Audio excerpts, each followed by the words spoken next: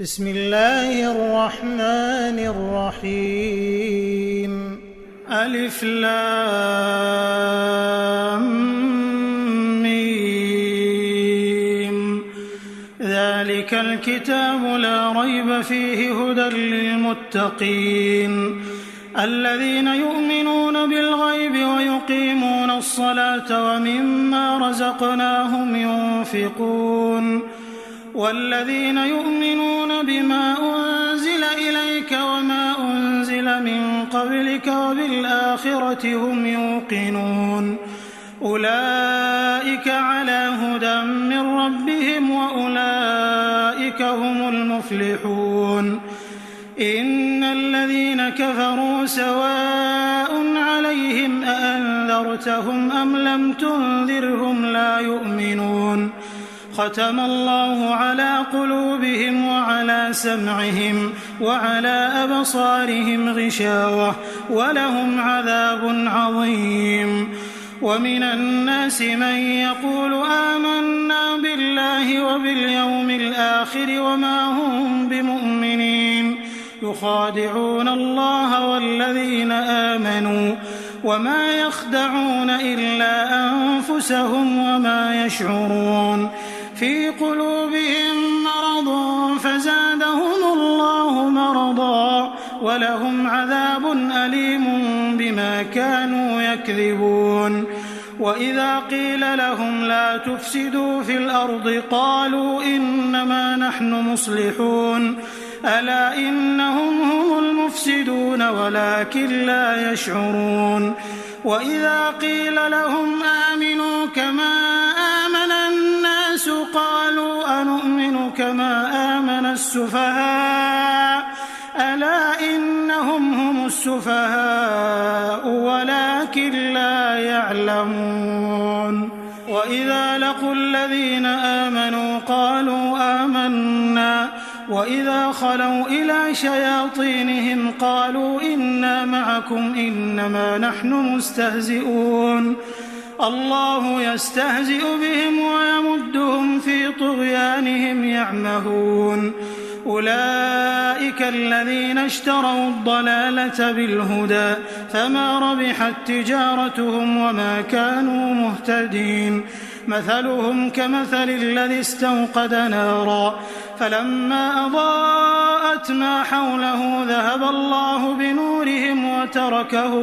وتركهم في ظلمات لا يبصرون صم بكم عمي فهم لا يرجعون أو كصيب من السماء فيه ظلمات ورعد وبرق يجعلون أصابعهم في آذانهم من الصواعق حذر الموت والله محيط بالكافرين يكاد البرق يخطف أبصارهم كلما أضاء لهم مشوا فيه وإذا أظلم عليهم قاموا ولو شاء الله لذهب بسمعهم وأبصارهم إن الله على كل شيء قدير يا أيها الناس اعبدوا ربكم الذي خلقكم والذين من قبلكم لعلكم تتقون الذي جعل لكم الأرض فراشا والسماء بناء وأنزل من السماء ماء فأخرج به من الثمرات رزقا لكم فلا تجعلوا لله أندادا وأنتم تعلمون وإن كنتم في ريب مما نزلنا على عبدنا فأتوا بسورة من مثله وادعوا شهداءكم من دون الله إن كنتم صادقين فإن لم تفعلوا ولن تفعلوا فاتقوا النار التي وقودها الناس والحجارة أعدت للكافرين وبشر الذين آمنوا وعملوا الصالحات أن لهم جنات تجري من تحتها الأنهار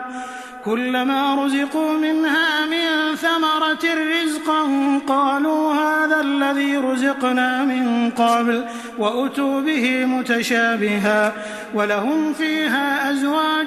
مطهرة وهم فيها خالدون إن الله لا يستحيي أن يضرب مثلا ما بعوضة فما فوقها فأما الذين آمنوا فيعلمون أنه الحق من ربهم وأما الذين كفروا فيقولون ماذا أراد الله بهذا مثلا يضل به كثيرا ويهدي به كثيرا وما يضل به إلا الفاسقين الذين ينقضون عهد الله من بعد ميثاقه ويقطعون ما أمر الله به أن يوصل ويفسدون في الأرض أولئك هم الخاسرون كيف تكفرون بالله وكنتم أمواتا فأحياكم ثم يميتكم ثم يحييكم ثم إليه ترجعون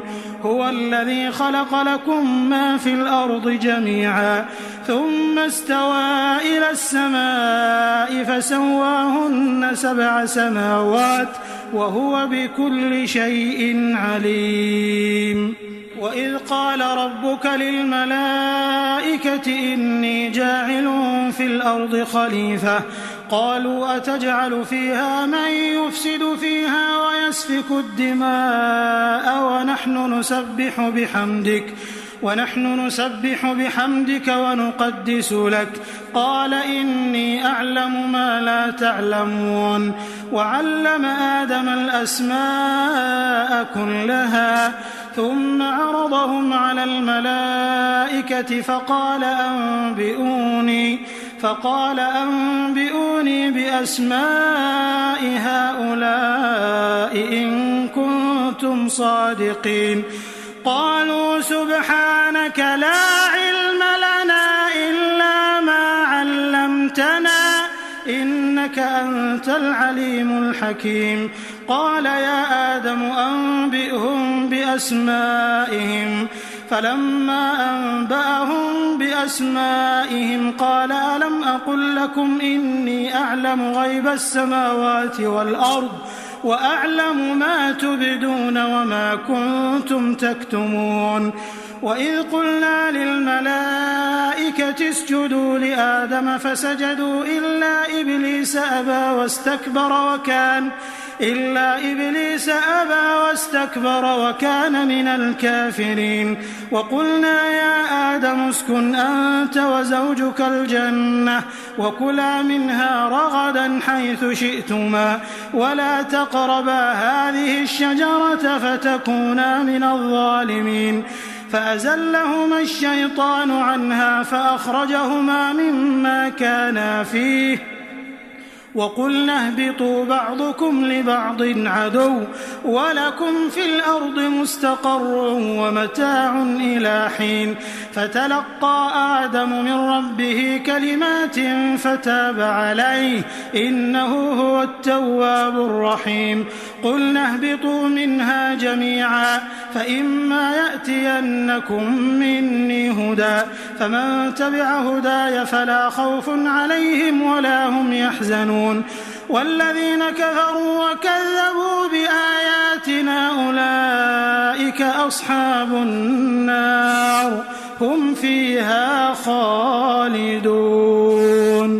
يا بني إسرائيل اذكروا نعمتي التي أنعمت عليكم وأوفوا بعهدي أوف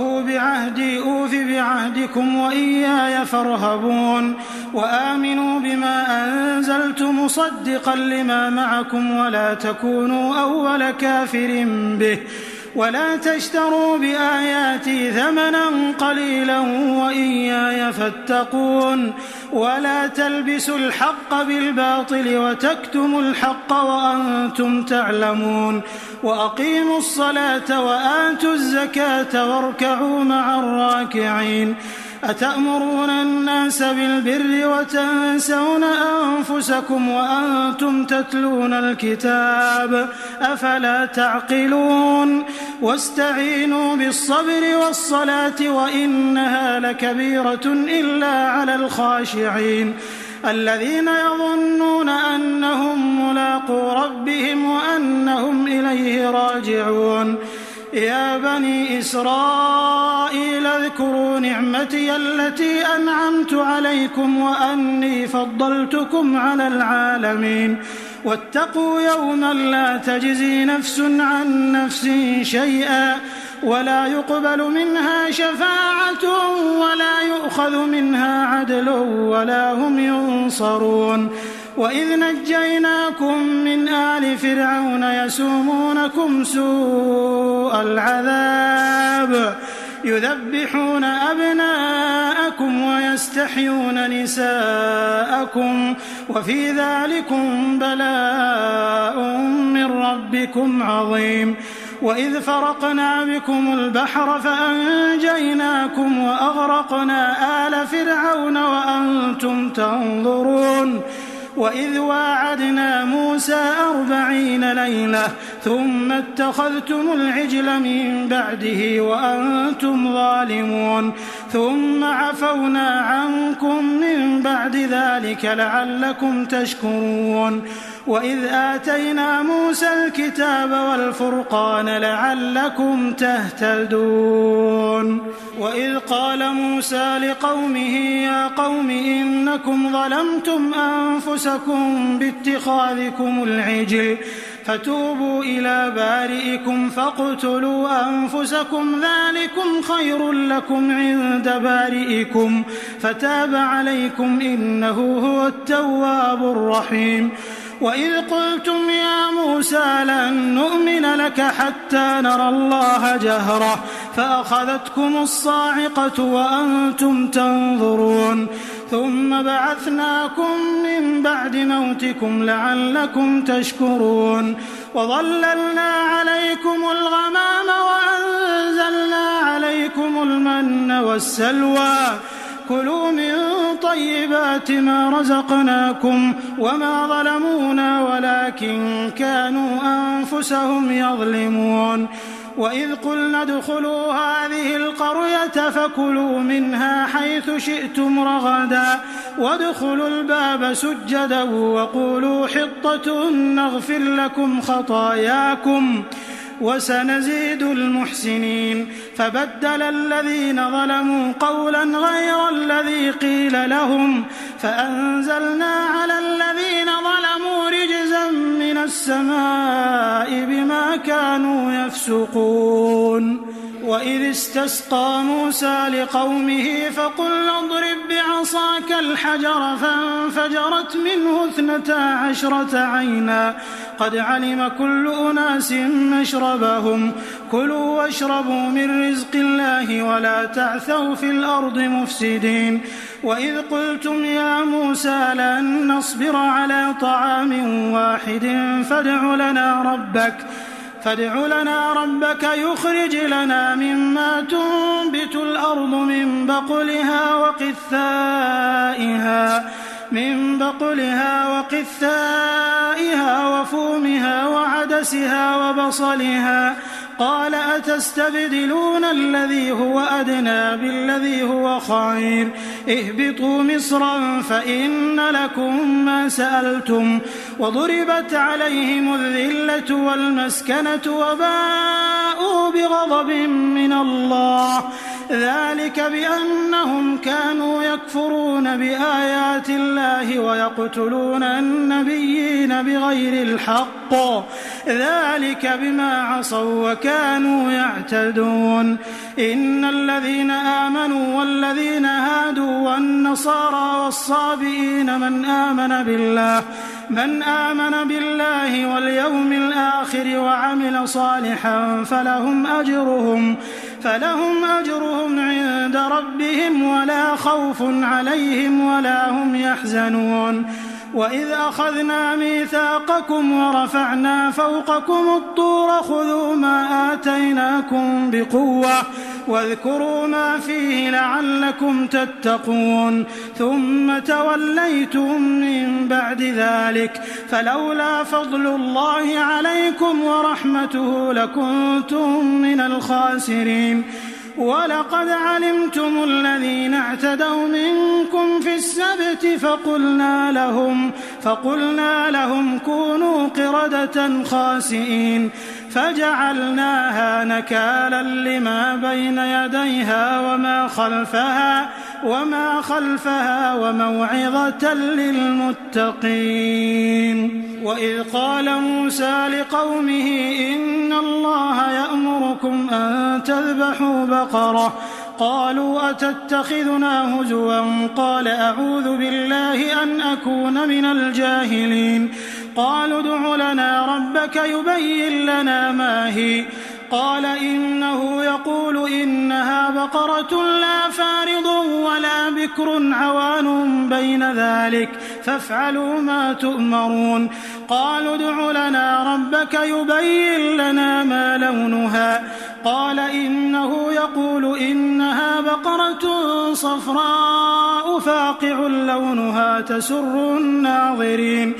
قالوا ادع لنا ربك يبين لنا ما هي إن البقرة شابه علينا وإنا إن شاء الله لمهتدون قال إنه يقول إنها بقرة لا ذلول تثير الأرض ولا تسقي الحرث مسلمة لا شية فيها قالوا الآن جئت بالحق فذبحوها وما كادوا يفعلون وإذ قتلتم نفسا فادارأتم فيها والله مخرج ما كنتم تكتمون فقلنا اضربوه ببعضها كذلك يحيي الله الموتى ويريكم آياته لعلكم تعقلون ثم قست قلوبكم من بعد ذلك فهي كالحجارة أو أشد قسوة وإن من الحجارة لما يتفجر منه الأنهار وإن منها لما يشقق فيخرج منه الماء وإن منها لما يهبط من خشية الله وما الله بغافل عما تعملون أفتطمعون أن يؤمنوا لكم وقد كان فريق منهم يسمعون كلام الله ثم يحرفونه من بعد ما عقلوه وهم يعلمون وإذا لقوا الذين آمنوا قالوا آمنا وإذا خلا بعضهم إلى بعض قالوا أتحدثونهم بما فتح الله عليكم ليحاجوكم به عند ربكم أفلا تعقلون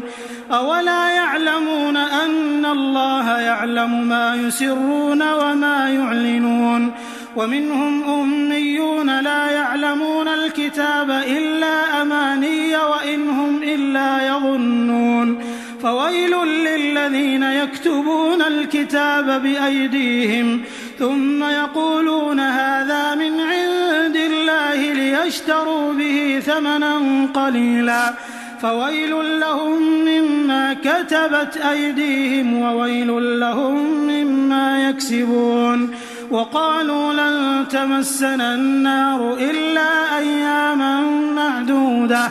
قل أتخذتم عند الله عهدا فلن يخلف الله عهده أم تقولون على الله ما لا تعلمون بلى من كسب سيئة وأحاطت به خطيئته فأولئك أصحاب النار هم فيها خالدون والذين آمنوا وعملوا الصالحات أولئك أصحاب الجنة هم فيها خالدون وإذ أخذنا ميثاق بني إسرائيل لا تعبدون إلا الله وبالوالدين إحسانا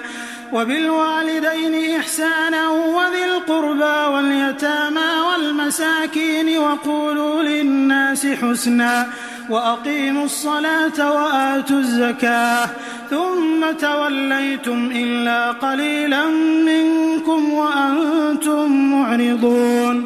وإذ أخذنا ميثاقكم لا تسفكون دماءكم ولا تخرجون أنفسكم من دياركم ثم أقررتم وأنتم تشهدون ثم أنتم هؤلاء تقتلون أنفسكم وتخرجون فريقا منكم من ديارهم تظاهرون عليهم بالإثم والعدوان وإن يأتوكم أسارى تفادوهم وهو محرم عليكم إخراجهم أفتؤمنون ببعض الكتاب وتكفرون ببعض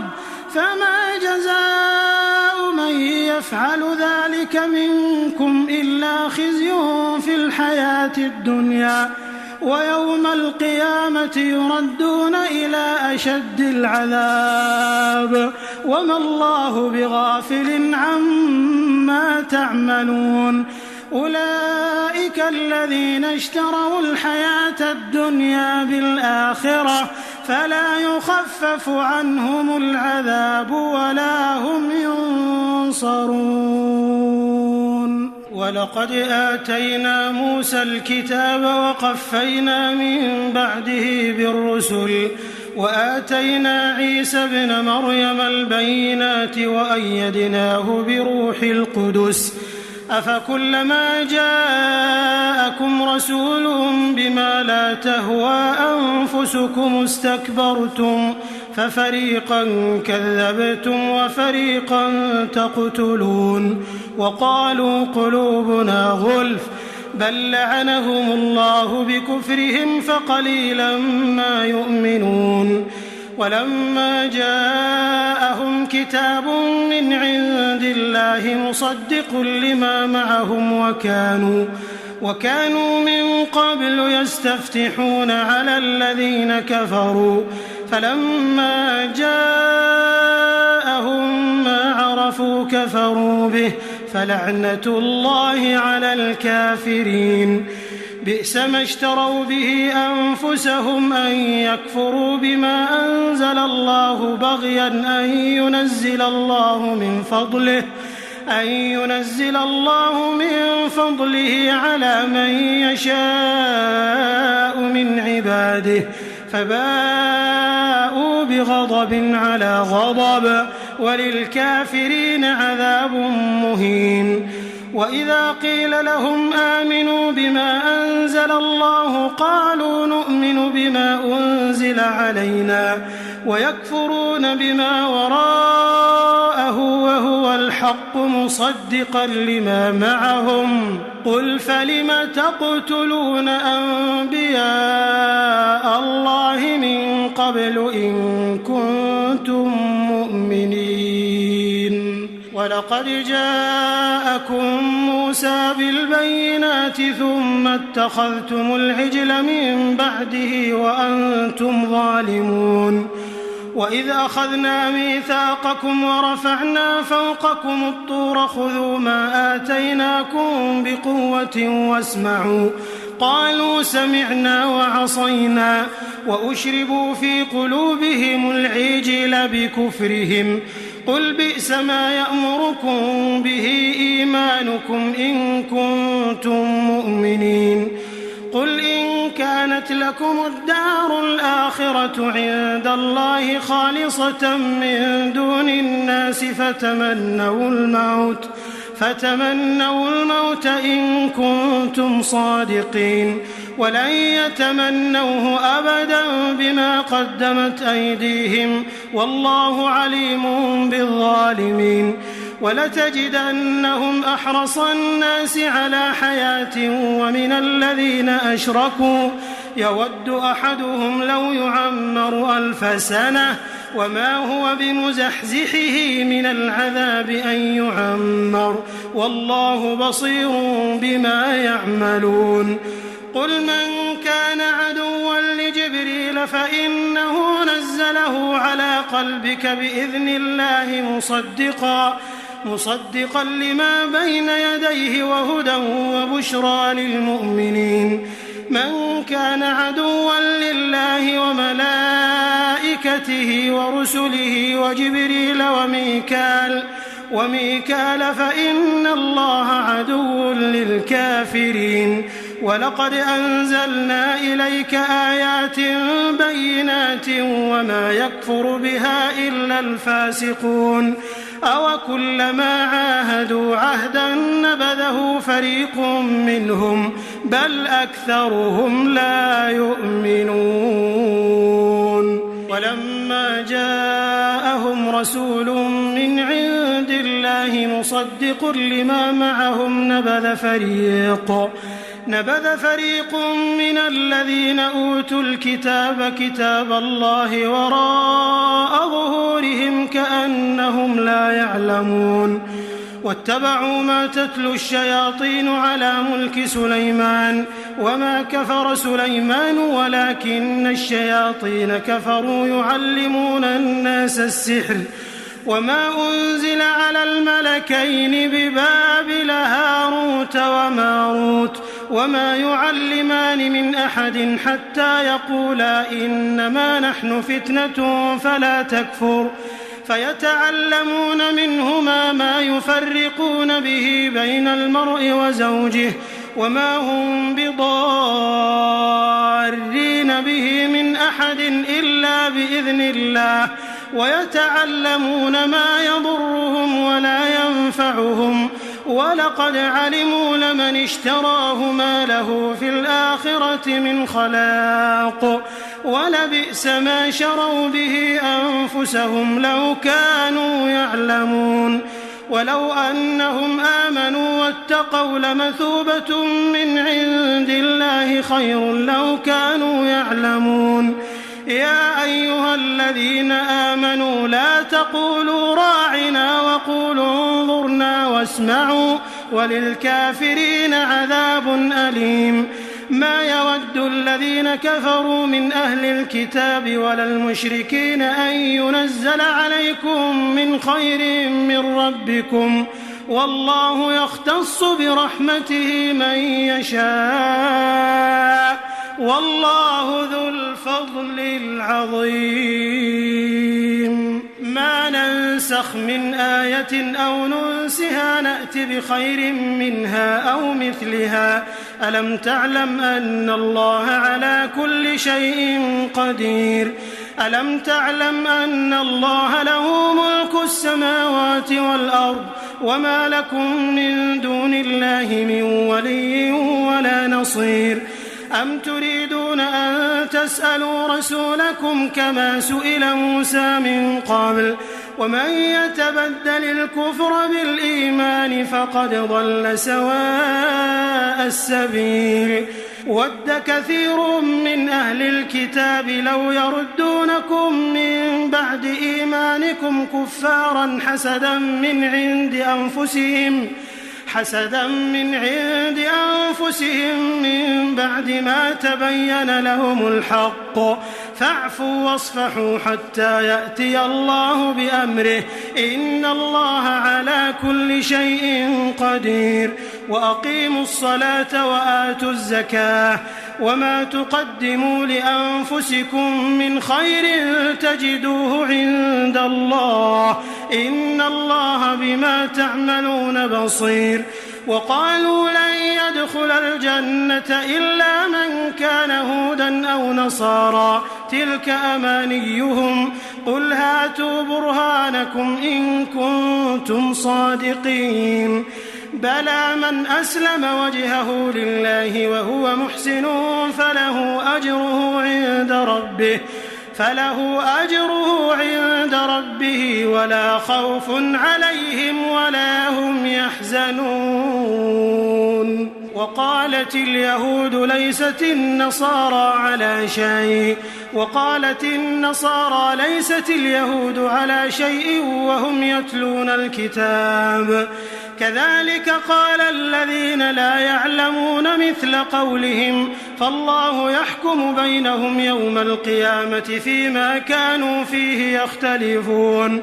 ومن أظلم ممن منع مساجد الله أن يذكر فيها اسمه وسعى في خرابها أولئك ما كان لهم أن يدخلوها إلا خائفين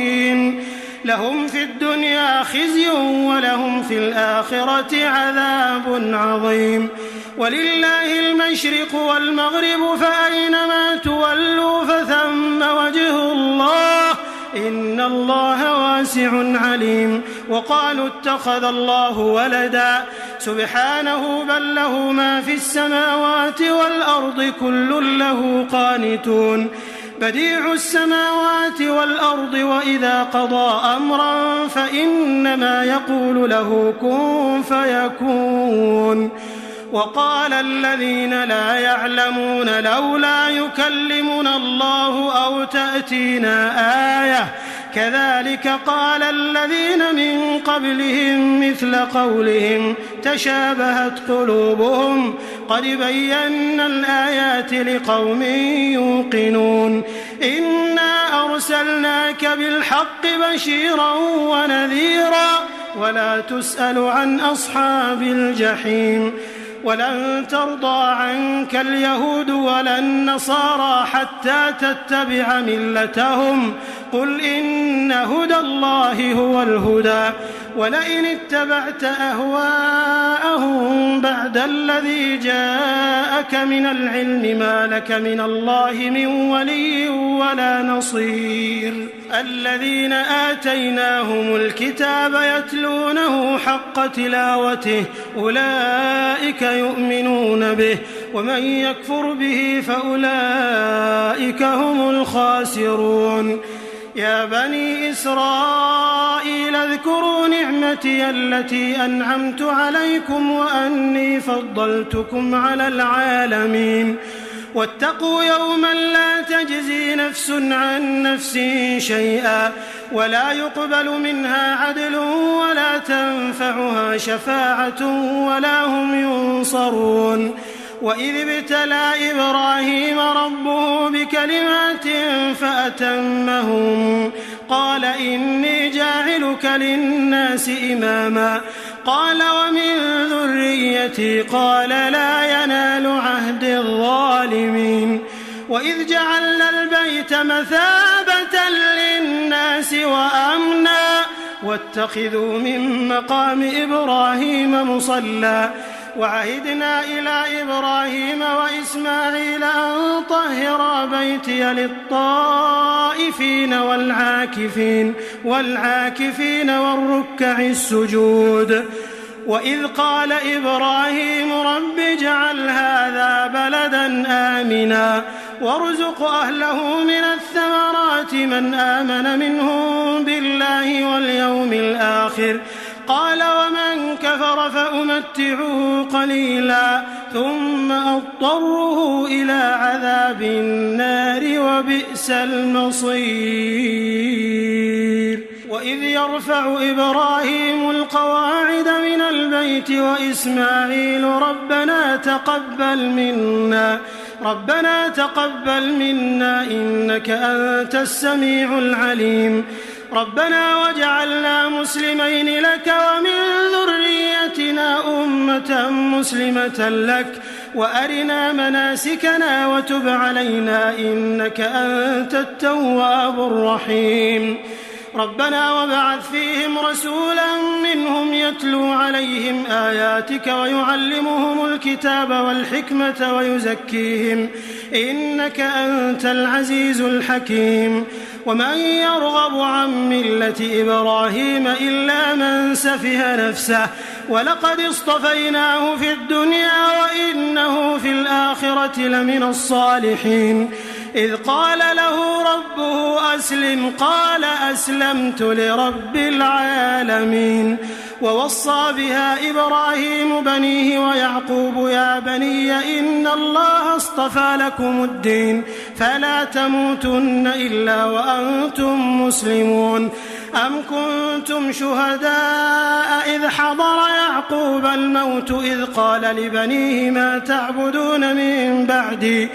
قالوا نعبد إلهك وإله آبائك إبراهيم وإسماعيل وإسحاق إلها واحدا ونحن له مسلمون. تلك أمة قد خلت لها ما كسبت ولكم ما كسبتم ولا تسألون عما كانوا يعملون. وقالوا كونوا هودا أو نصارى تهتدوا قل بل ملة إبراهيم حنيفا وما كان من المشركين. قولوا آمنا بالله وما أنزل إلينا وما أنزل إلى إبراهيم وإسماعيل وإسحاق ويعقوب والأسباط وما أوتي موسى وعيسى وما أوتي النبيون من ربهم لا نفرق بين أحد منهم ونحن له مسلمون. فإن آمنوا بمثل ما آمنتم به فقد اهتدوا وإن تولوا فإنما هم في شقاق فسيكفيكهم الله وهو السميع العليم. صبغة الله ومن أحسن من الله صبغة ونحن له عابدون. قل أتحاجوننا في الله وهو ربنا وربكم ولنا أعمالنا ولكم أعمالكم ونحن له مخلصون. أم تقولون إن إبراهيم وإسماعيل وإسحاق ويعقوب والأسباط كانوا هودا أو نصارى قل أأنتم أعلم أم الله ومن أظلم ممن كتم شهادة عنده من الله وما الله بغافل عما تعملون. تلك أمة قد خلت لها ما كسبت ولكم ما كسبتم ولا تسألون عما كانوا يعملون. سيقول السفهاء من الناس ما ولاهم عن قبلتهم التي كانوا عليها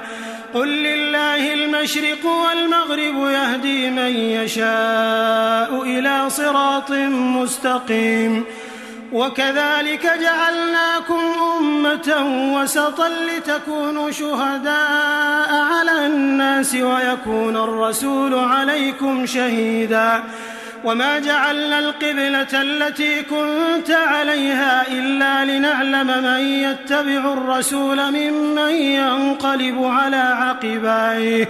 وإن كانت لكبيرة إلا على الذين هدى الله وما كان الله ليضيع إيمانكم إن الله بالناس لرؤوف رحيم. قد نرى تقلب وجهك في السماء فلنولينك قبلة ترضاها فول وجهك شطر المسجد الحرام وحيث ما كنتم فولوا وجوهكم شطره وإن الذين أوتوا الكتاب ليعلمون أنه الحق من ربهم وما الله بغافل عما يعملون. ولئن أتيت الذين أوتوا الكتاب بكل آية ما تبعوا قبلتك وما أنت بتابع قبلتهم وما بعضهم بتابع قبلة بعض.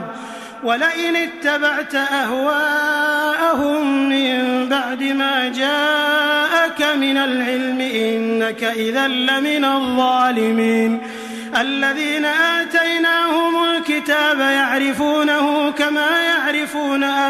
أبناءهم وإن فريقا منهم ليكتمون الحق وهم يعلمون. الحق من ربك فلا تكونن من الممترين ولكل وجهة هو موليها فاستبقوا الخيرات أينما تكونوا يأت بكم الله جميعا إن الله على كل شيء قدير ومن حيث خرجت فول وجهك شطر المسجد الحرام وإنه للحق من ربك وما الله بغافل عما تعملون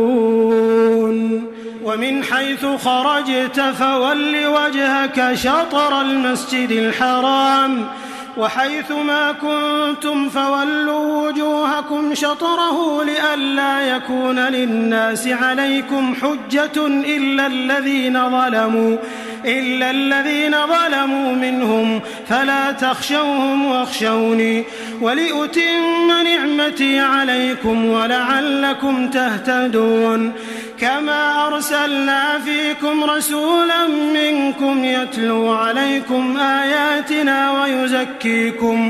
ويزكيكم ويعلمكم الكتاب والحكمة ويعلمكم ما لم تكونوا تعلمون فاذكروني أذكركم واشكروا لي ولا تكفرون يا أيها الذين آمنوا استعينوا بالصبر والصلاة إن الله مع الصابرين ولا تقولوا لمن يقتل في سبيل الله أموات بل أحياء ولكن لا تشعرون ولنبلونكم بشيء من الخوف والجوع ونقص من الأموال والأنفس والثمرات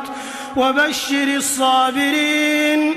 الذين إذا أصابتهم مصيبة قالوا إنا لله وإنا إليه راجعون أولئك عليهم صلوات من ربهم ورحمة وأولئك هم المهتدون إن الصفا والمروة من شعائر الله فمن حج البيت أو اعتمر فلا جناح عليه أن يطوف بهما ومن تطوع خيرا فإن الله شاكر عليم إن الذين يكتمون ما أنزلنا من البينات والهدى من بعد ما بيناه للناس في الكتاب أولئك يلعنهم الله ويلعنهم اللاعنون إلا الذين تابوا وأصلحوا وبينوا فأولئك أتوب عليهم وأنا التواب الرحيم إن الذين كفروا وماتوا وهم كفار أولئك عليهم لعنة الله والملائكة والناس أجمعين خالدين فيها لا يخفف عنهم العذاب ولا هم ينظرون وإلهكم إله واحد لا إله إلا هو الرحمن الرحيم إن في خلق السماوات والأرض واختلاف الليل والنهار والفلك التي تجري في البحر بما ينفع الناس وما أنزل الله من السماء من ماء فأحيا به الأرض بعد موتها وبث فيها من كل دابة وتصريف الرياح والسحاب المسخر بين السماء والأرض لآيات لقوم يعقلون ومن الناس من يتخذ من دون الله أندادا يحبونهم كحب الله والذين آمنوا أشد حبا لله ولو يرى الذين ظلموا إذ يرون العذاب أن القوة لله جميعا وأن الله شديد العذاب إذ تبرأ الذين اتبعوا من الذين اتبعوا ورأوا العذاب وتقطعت بهم الأسباب وقال الذين اتبعوا لو أن لنا كرة فنتبرأ منهم كما تبرأوا منا كذلك يريهم الله أعمالهم حسرات عليهم وما هم بخارجين من النار. يا أيها الناس كلوا مما في الأرض حلالا طيبا ولا تتبعوا خطوات الشيطان إنه لكم عدو مبين. إنما يأمركم بالسوء والفحشاء وأن تقولوا على الله ما لا تعلمون. وإذا قيل لهم اتبعوا ما أنزل الله قالوا بل نتبع ما ألفينا عليه آباءنا أولو كان آباؤهم لا يعقلون شيئا ولا يهتدون. ومثل الذين كفروا كمثل الذي ينعق بما لا يسمع إلا دعاء ونداء صم بكم عمي فهم لا يعقلون. يا أيها الذين آمنوا كلوا من طيبات ما رزقناكم واشكروا لله إن كنتم إياه تعبدون. إنما حرم عليكم الميتة والدم ولحم الخنزير وما أهل به لغير الله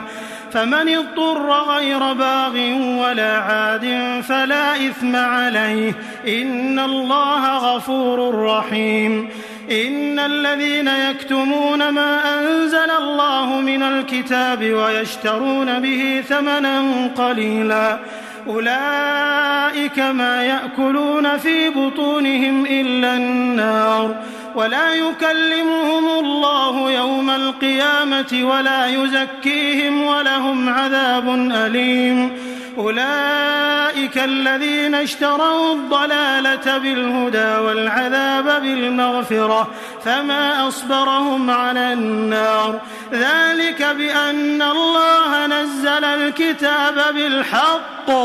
وإن الذين اختلفوا في الكتاب لفي شقاق بعيد. ليس البر أن تولوا وجوهكم قبل المشرق والمغرب ولكن البر من آمن بالله واليوم الآخر والملائكة والكتاب والنبيين وآتى المال على حبه ذوي القربى واليتامى والمساكين وابن السبيل والسائلين وفي الرقاب وأقام الصلاة وآتى الزكاة والموفون بعهدهم إذا عاهدوا والصابرين في البأساء والضراء وحين البأس أولئك الذين صدقوا وأولئك هم المتقون. يا أيها الذين آمنوا كتب عليكم القصاص في القتلى الحر بالحر والعبد بالعبد والأنثى بالأنثى فمن عفي له من أخيه شيء فاتباع بالمعروف وأداء إليه بإحسان ذلك تخفيف من ربكم ورحمة فمن اعتدى بعد ذلك فله عذاب أليم. ولكم في القصاص حياة يا أولي الألباب لعلكم تتقون. كتب عليكم إذا حضر أحدكم الموت إن ترك خيرا الوصية للوالدين والأقربين بالمعروف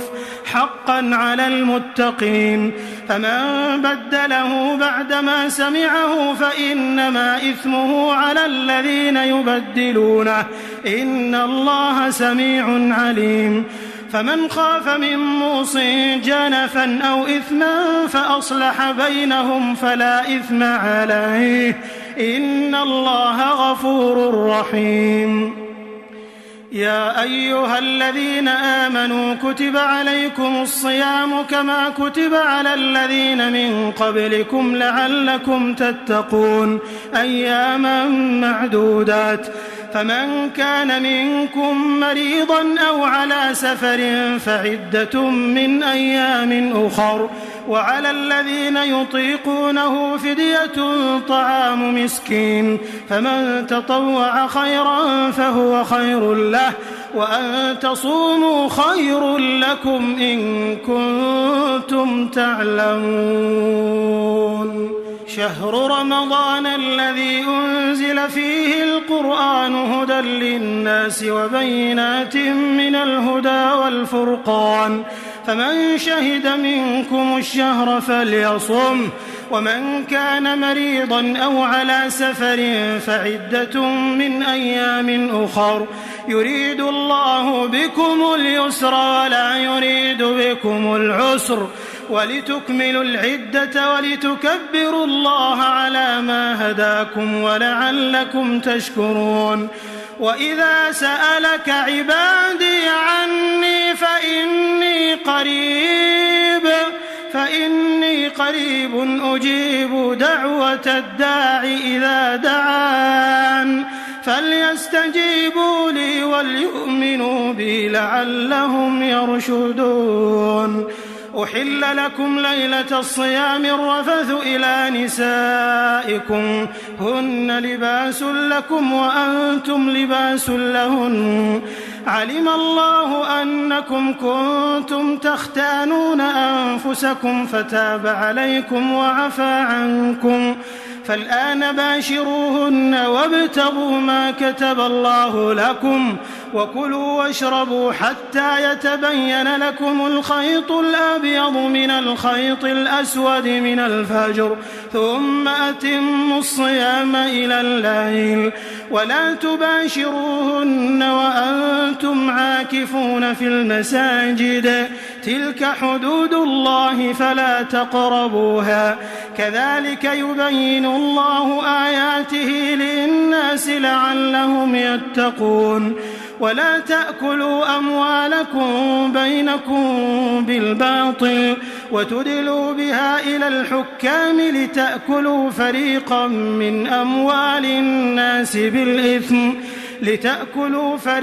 من أموال الناس بالإثم وأنتم تعلمون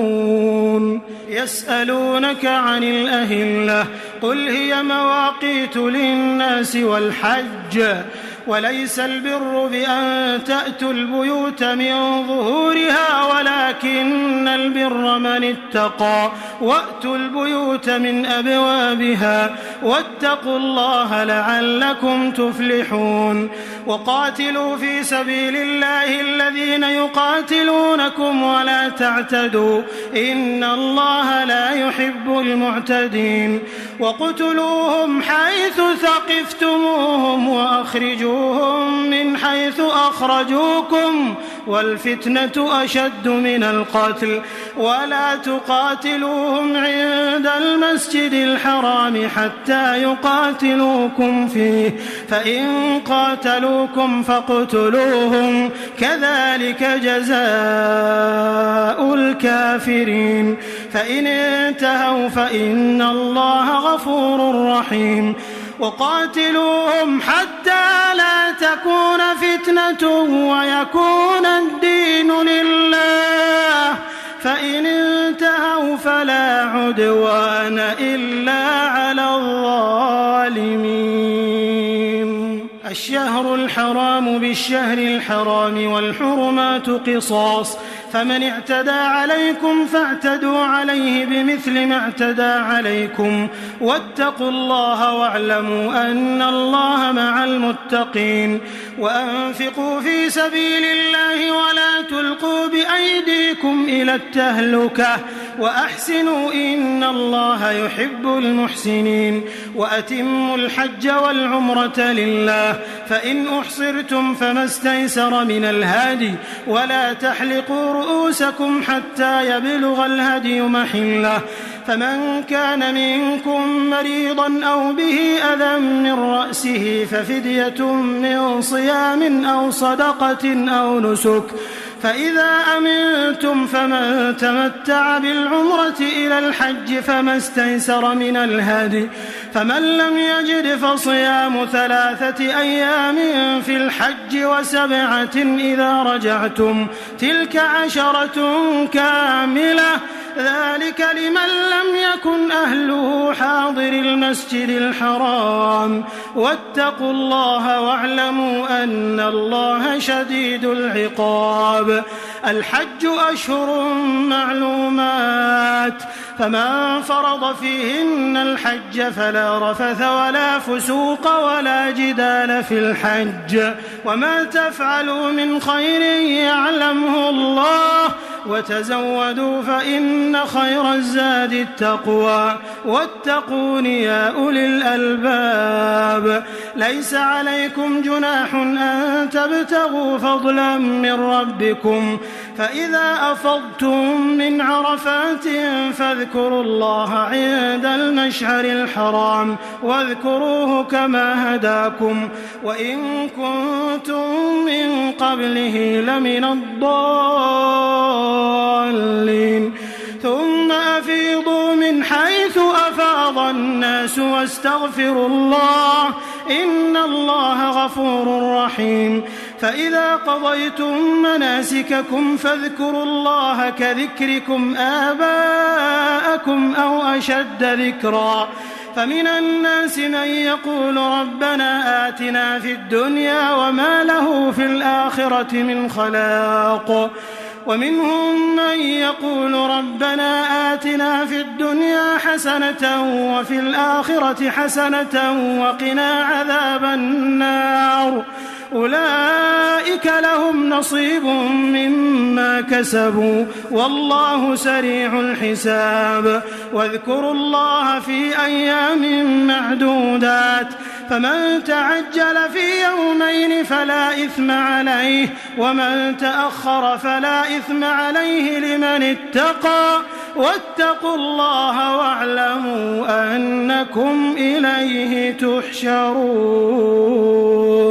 ومن الناس من يعجبك قوله في الحياة الدنيا ويشهد الله على ما في قلبه وهو ألد الخصام وإذا تولى سعى في الأرض ليفسد فيها ويهلك الحرث والنسل والله لا يحب الفساد وإذا قيل له اتق الله أخذته العزة بالإثم فحسبه جهنم ولبئس المهاد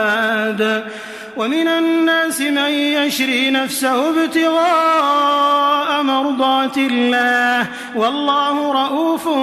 بالعباد يا أيها الذين آمنوا ادخلوا في السلم كافة ولا تتبعوا خطوات الشيطان إنه لكم عدو مبين فإن زللتم من بعد ما جاءتكم البينات فاعلموا أن الله عزيز حكيم هل ينظرون إلا أن يأتيهم الله في ظلل من الغمام والملائكة وقضي الأمر وإلى الله ترجع الأمور سل بني إسرائيل كم آتيناهم من آية بينة ومن يبدل نعمة الله من بعد ما جاءته فإن الله شديد العقاب زين للذين كفروا الحياة الدنيا ويسخرون من الذين آمنوا والذين اتقوا فوقهم يوم القيامة والله يرزق من يشاء بغير حساب كان الناس أمة واحدة فبعث الله النبيين مبشرين ومنذرين وأنزل معهم الكتاب بالحق ليحكم بين الناس فيما اختلفوا فيه وما اختلف فيه إلا الذين أوتوه من بعد ما جاءتهم البينات بغيا بينهم فهدى الله الذين آمنوا لما اختلفوا فيه من الحق بإذنه والله يهدي من يشاء إلى صراط مستقيم. أم حسبتم أن تدخلوا الجنة ولما يأتكم مثل الذين خلوا من قبلكم مستهم البأساء والضراء وزلزلوا حتى يقول الرسول والذين آمنوا معه متى نصر الله ألا إن نصر الله قريب. يسألونك ماذا ينفقون قل ما أنفقتم من خير فللوالدين والأقربين واليتامى والمساكين وابن السبيل وما تفعلوا من خير فإن الله به عليم. كتب عليكم القتال وهو كره لكم وعسى أن تكرهوا شيئا وهو خير لكم وعسى أن تحبوا شيئا وهو شر لكم والله يعلم وأنتم لا تعلمون. يسألونك عن الشهر الحرام قتال فيه قل قتال فيه كبير وصد عن سبيل الله وكفر به والمسجد الحرام وإخراج أهله منه أكبر عند الله والفتنة أكبر من القتل ولا يزالون يقاتلونكم حتى يردوكم عن دينكم إن استطاعوا ومن يرتدد منكم عن دينه فيمت وهو كافر فأولئك حبطت أعمالهم في الدنيا والآخرة وأولئك أصحاب النار هم فيها خالدون. إن الذين آمنوا والذين هاجروا وجاهدوا في سبيل الله أولئك يرجون رحمة الله والله غفور رحيم. يسألونك عن الخمر والميسر قل فيهما إثم كبير ومنافع للناس وإثمهما أكبر من نفعهما ويسألونك ماذا ينفقون قل العفو كذلك يبين الله لكم الآيات لعلكم تتفكرون في الدنيا والآخرة. ويسألونك عن اليتامى قل إصلاح لهم خير وإن تخالطوهم فإخوانكم والله يعلم المفسد من المصلح ولو شاء الله لأعنتكم إن الله عزيز حكيم. ولا تنكحوا المشركات حتى يؤمنوا ولأمة مؤمنة خير من مشركة ولو أعجبتكم ولا تنكحوا المشركين حتى يؤمنوا ولعبد مؤمن خير من مشرك ولو أعجبكم أولئك يدعون إلى النار والله يدعو إلى الجنة والمغفرة بإذنه ويبين آياته للناس لعلهم يتذكرون. ويسألونك عن المحيض قل هو أذى فاعتزلوا النساء في المحيض ولا تقربوهن حتى يطهرن فإذا تطهرن فأتوهن من حيث أمركم الله إن الله يحب التوابين ويحب المتطهرين. نساؤكم حرث لكم فأتوا حرثكم أنى شئتم وقدموا لأنفسكم واتقوا الله واعلموا أنكم ملاقوه وبشر المؤمنين. ولا تجعلوا الله عرضة لأيمانكم أن تبروا وتتقوا وتصلحوا بين الناس والله سميع عليم. لا يؤاخذكم الله باللغو في أيمانكم ولكن يؤاخذكم بما كسبت قلوبكم والله غفور حليم. للذين يؤلون من نسائهم تربص 4 أشهر فإن فاءوا فإن الله غفور رحيم وإن عزموا الطلاق فإن الله سميع عليم. والمطلقات يتربصن بأنفسهن 3 قروء ولا يحل لهن أن يكتمن ما خلق الله في أرحامهن إن كن يؤمن بالله واليوم الآخر وبعولتهن أحق بردهن في ذلك إن أرادوا إصلاحا ولهن مثل الذي عليهن بالمعروف وللرجال عليهن درجة والله عزيز حكيم. الطلاق 2 فإمساك بمعروف أو تسريح بإحسان. ولا يحل لكم أن تأخذوا مما آتيتموهن شيئا إلا أن يخافا ألا يقيما حدود الله. فإن خفتم ألا يقيما حدود الله فلا جناح عليهما فيما افتدت به. تلك حدود الله فلا تعتدوها ومن يتعد حدود الله فأولئك هم الظالمون.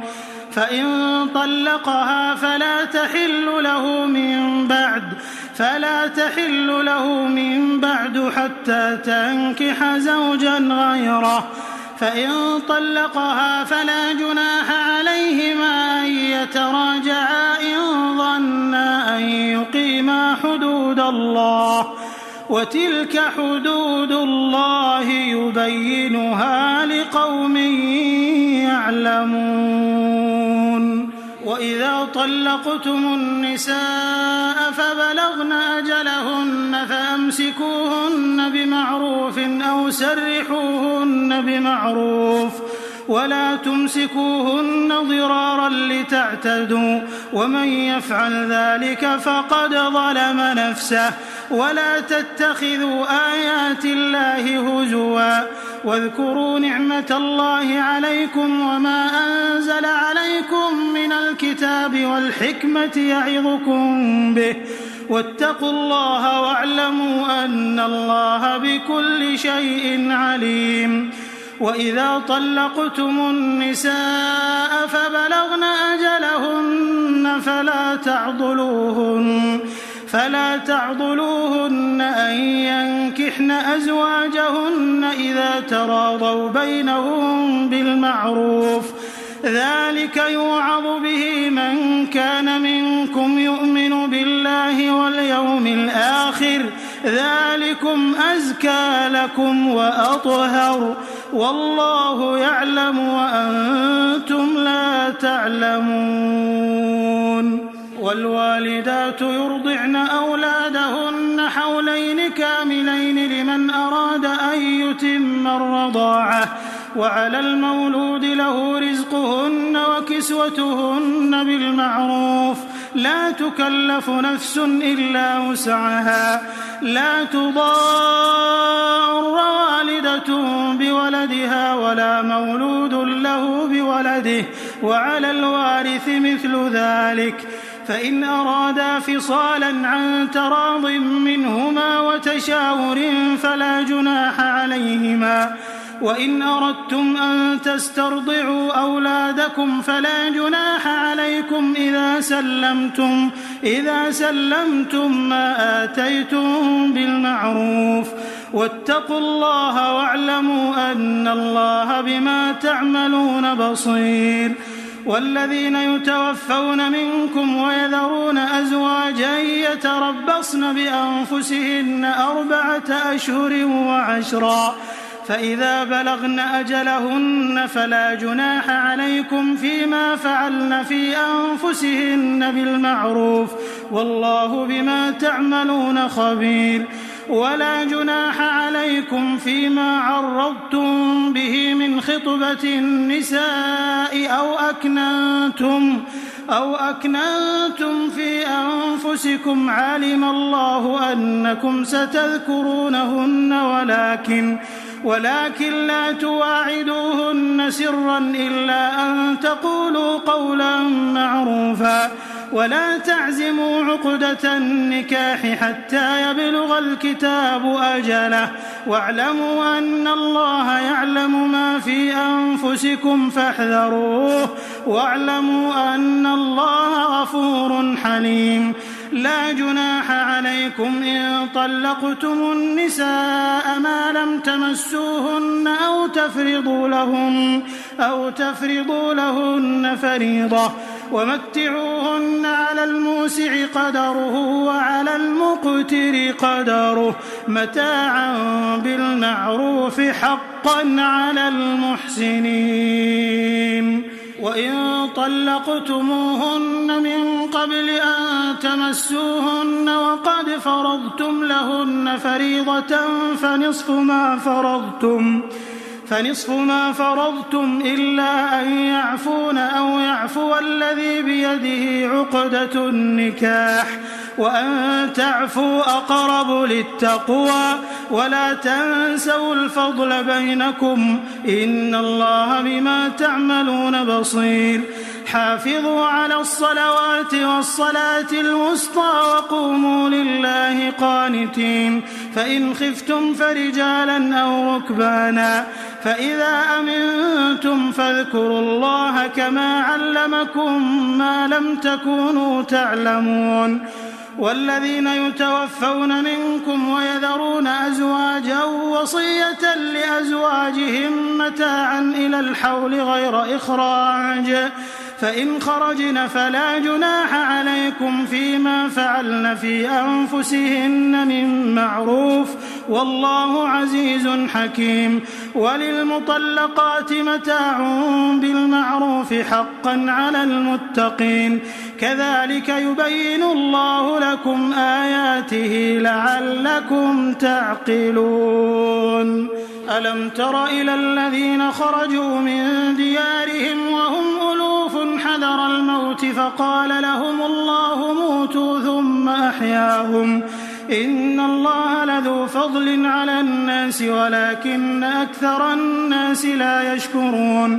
وقاتلوا في سبيل الله واعلموا أن الله سميع عليم من ذا الذي يقرض الله قرضا حسنا فيضاعفه له أضعافا كثيرة والله يقبض ويبسط وإليه ترجعون ألم تر إلى الملأ من بني إسرائيل من بعد موسى إذ قالوا لنبي له مبعث لنا ملكا نقاتل في سبيل الله قال هل عسيتم إن كتب عليكم القتال ألا تقاتلوا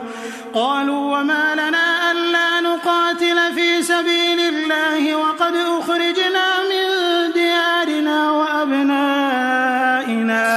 فلما كتب عليهم القتال تولوا إلا قليلا منهم والله عليم بالظالمين وقال لهم نبيهم إن الله قد بعث لكم طالوت ملكا قالوا أنى يكون له الملك علينا ونحن أحق بالملك منه ولم يؤت سعة من المال قال إن الله اصطفاه عليكم وزاده بسطة في العلم والجسم والله يؤتي ملكه من يشاء والله واسع عليم وقال لهم نبيهم إن آية ملكه أن يأتيكم التابوت فيه سكينة من ربكم وبقية مما ترك آل موسى وآل هارون تحمله الملائكة إن في ذلك لآية لكم إن كنتم مؤمنين. فلما فصل طالوت بالجنود قال إن الله مبتليكم بنهر فمن شرب منه فليس مني ومن لم يطعمه فإنه مني إلا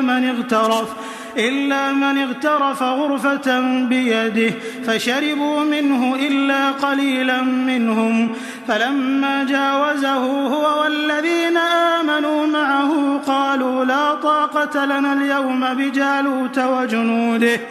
قال الذين يظنون أنهم ملاقو الله كم من فئة قليلة غلبت فئة كثيرة بإذن الله والله مع الصابرين. ولما برزوا لجالوت وجنوده قالوا ربنا أفرغ علينا صبرا وثبت أقدامنا وانصرنا على القوم الكافرين. فهزموهم بإذن الله وقتل داود جالوت وآتاه الله الملك والحكمة وعلمه مما يشاء ولولا دفع الله الناس بعضهم ببعض لفسدت الأرض ولكن الله ذو فضل على العالمين. تلك آيات الله نتلوها عليك بالحق وإنك لمن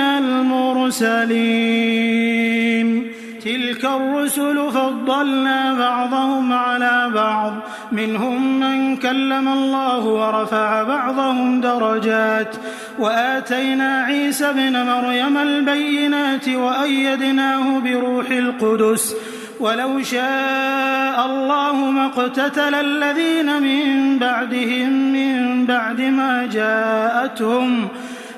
بعد ما جاءتهم البينات ولكن اختلفوا فمنهم من آمن ومنهم من كفر ولو شاء الله ما اقتتلوا ولكن الله يفعل ما يريد. يا أيها الذين آمنوا أنفقوا مما رزقناكم من قبل أن يأتي يوم لا بيع فيه ولا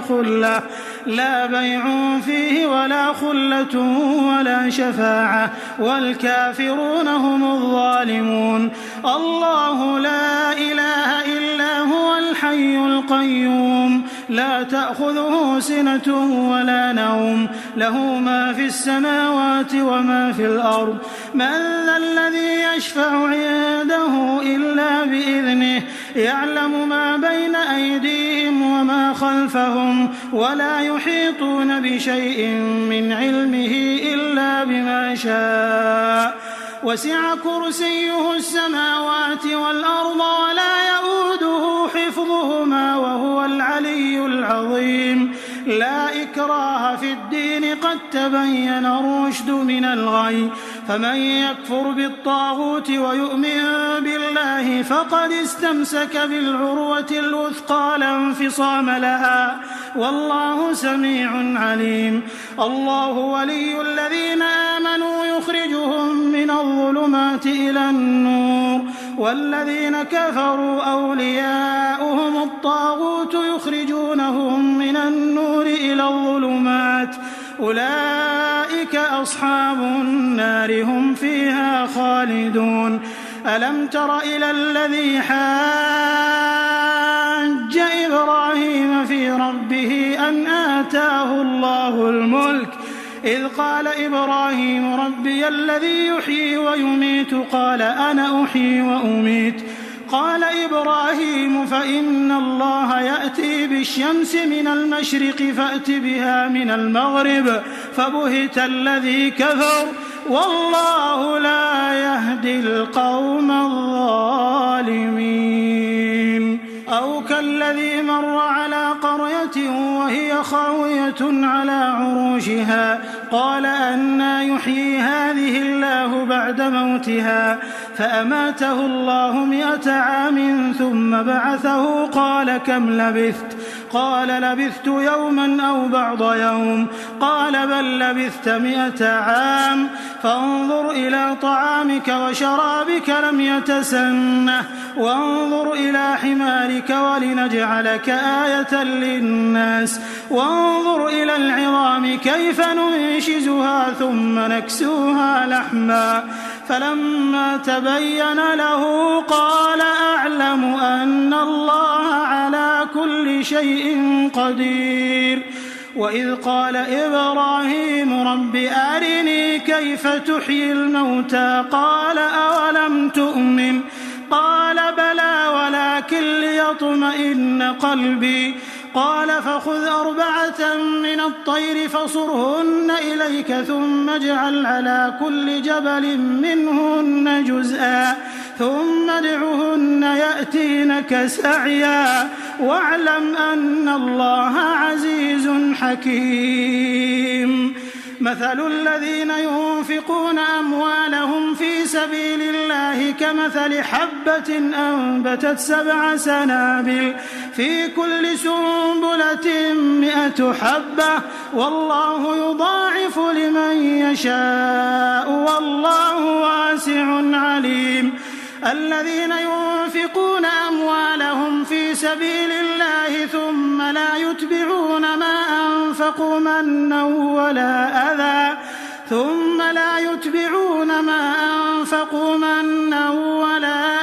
لهم أجرهم عند ربهم ولا خوف عليهم ولا هم يحزنون. قول معروف ومغفرة خير من صدقة يتبعها أذى والله غني حليم. يا أيها الذين آمنوا لا تبطلوا صدقاتكم بالمن والأذى كالذي ينفق ماله رئاء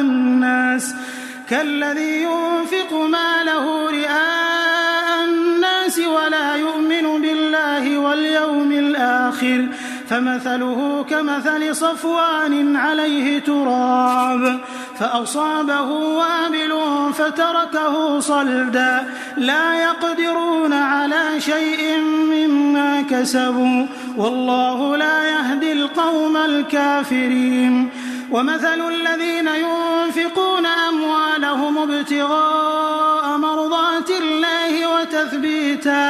وتثبيتا من أنفسهم كمثل جنة بربوة أصابها وابل فآتت أكلها ضعفين فإن لم يصبها وابل فطل والله بما تعملون بصير. أيود أحدكم أن تكون له جنة من نخيل وأعناب تجري من تحتها الأنهار له فيها من كل الثمرات وأصابه الكبر وله ذرية ضعفاء فأصابها إعصار فيه نار فاحترقت كذلك يبين الله لكم الآيات لعلكم تتفكرون. يا أيها الذين آمنوا أنفقوا من طيبات ما كسبتم ومما أخرجنا لكم من الأرض ولا تيمموا الخبيث منه تنفقون ولستم بآخذيه إلا أن تغمضوا فيه واعلموا أن الله غني حميد. الشيطان يعدكم الفقر ويأمركم بالفحشاء والله يعدكم مغفرة منه وفضلا والله واسع عليم. يؤتي الحكمة من يشاء ومن يؤت الحكمة فقد أوتي خيرا كثيرا وما يذكر إلا أولو الألباب. وما أنفقتم من نفقة أو نذرتم من نذر فإن الله يعلمه وما للظالمين من أنصار إن تبدوا الصدقات فنعما هي وإن تخفوها وتؤتوها الفقراء فهو خير لكم ويكفر عنكم من سيئاتكم والله بما تعملون خبير. ليس عليك هداهم ولكن الله يهدي من يشاء وما تنفقوا من خير فلأنفسكم وما تنفقون إلا ابتغاء وجه الله وما تنفقوا من خير يوفى إليكم وأنتم لا تظلمون. للفقراء الذين أحصروا في سبيل الله لا يستطيعون ضربا في الأرض يحسبهم الجاهل أغنياء من التعفف تعرفهم بسيماهم لا يسألون الناس إلحافا وما تنفقوا من خير فإن الله به عليم. الذين ينفقون أموالهم بالليل والنهار سرا وعلانية فلهم أجرهم عند ربهم ولا خوف عليهم ولا هم يحزنون. الذين يأكلون الربا لا يقومون إلا كما يقوم الذي يتخبطه الشيطان من المس ذلك بأنهم قالوا إنما البيع مثل الربا وأحل الله البيع وحرم الربا فمن جاءه موعظة من ربه فانتهى فله ما سلف وأمره إلى الله ومن عاد فأولئك أصحاب النار هم فيها خالدون. يمحق الله الربا ويربي الصدقات والله لا يحب كل كفار أثيم. إن الذين آمنوا وعملوا الصالحات وأقاموا الصلاة وآتوا الزكاة لهم أجرهم عند ربهم ولا خوف عليهم ولا هم يحزنون. يا أيها الذين آمنوا اتقوا الله وذروا ما بقي من الربا إن كنتم مؤمنين فإن لم تفعلوا فأذنوا بحرب من الله ورسوله وإن تبتم فلكم رؤوس أموالكم لا تظلمون ولا تظلمون. وإن كان ذو عسرة فنظرة إلى ميسرة وأن تصدقوا خير لكم إن كنتم تعلمون. واتقوا يوما ترجعون فيه إلى الله ثم توفى كل نفس ما كسبت وهم لا يظلمون. يا أيها الذين آمنوا إذا تداينتم بدين إلى أجل مسمى فاكتبوه وليكتب بينكم كاتب بالعدل ولا يأب كاتب أن يكتب كما علمه الله فليكتب وليملل الذي عليه الحق وليتق الله ربه ولا يبخس منه شيئا فإن كان الذي عليه الحق سفيها أو ضعيفا أو لا يستطيع أن يمل هو فليملل وليه بالعدل واستشهدوا شهيدين من رجالكم فإن لم يكونا رجلين فرجل وامرأتان ممن ترضون من الشهداء أن تضل إحداهما فتذكر إحداهما الأخرى ولا يأبى الشهداء إذا ما دعوا ولا تسأموا أن تكتبوه صغيرا أو كبيرا إلى أجله ذلكم أقسط عند الله وأقوم للشهادة وأدنى ألا ترتابوا